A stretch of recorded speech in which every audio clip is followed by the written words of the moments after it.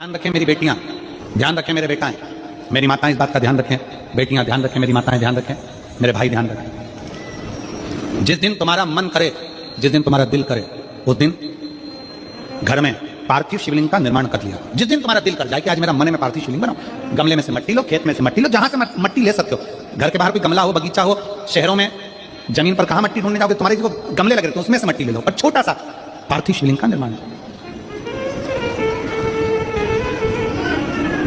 समझ लेना जरा, तुमने पार्थिव शिवलिंग बनाया, जलाधारी बनाई, पूजन कर लो जिस दिन तुम्हारा मन करे। कोई तिथि, कोई बार, कोई दिन, कोई समय, कोई घड़ी, कोई पल, कुछ मत देखो। तुमने पार्थिव शिवलिंग का निर्माण किया।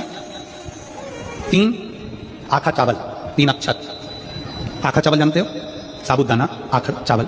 3 चावल के दाने, एक गणेश जी की जगह, एक अशोक सुंदरी की जगह, एक षडानंद कार्तिकेय जी की जगह। 3 चावल।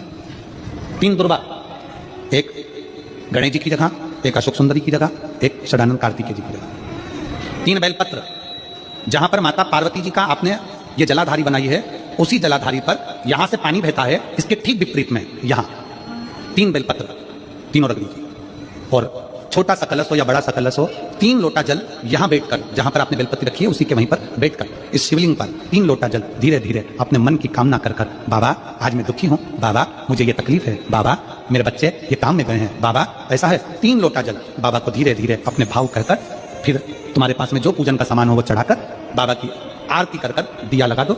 जब दिया ठंडा हो जाए उस शिवलिंग का विसर्जन कर दो। आप पाओगे, आपने अगर 2 या 3 बार कभी भी तुम्हारा मन करा कर लिया, आपको खुद लगेगा कि मेरे घर में संपदा कैसे बढ़ रही है और कार्य कैसे सिद्ध हो रहा है।